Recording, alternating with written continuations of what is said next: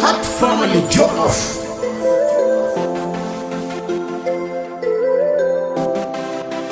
Gito on the beat. The fun on the track. Sama jangal live, samzo rumbas le. Jaant bi teng sa tànk fii mun ma la bàyyi mun ma la sore jàppal rek ma jàpp dum la musa bàyyi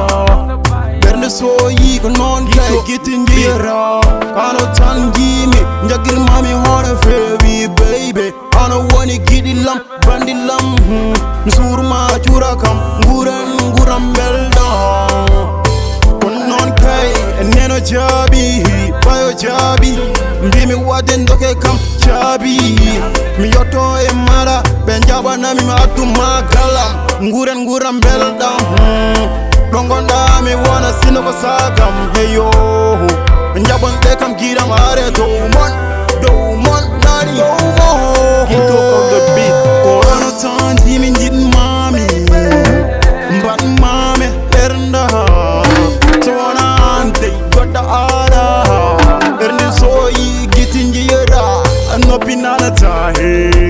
faɗabde batte sawtuji e koɓe dilli baby wanuta je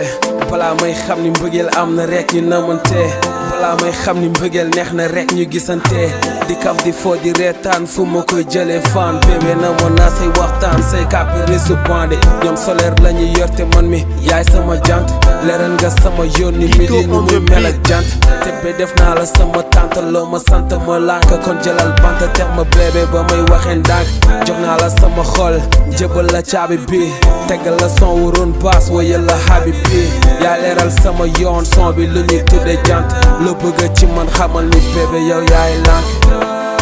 bébé yow yaay lànk fii yaa fi te sa tànk bébé yaay sama jant je t'aime sama Kono bébé tan jimi nero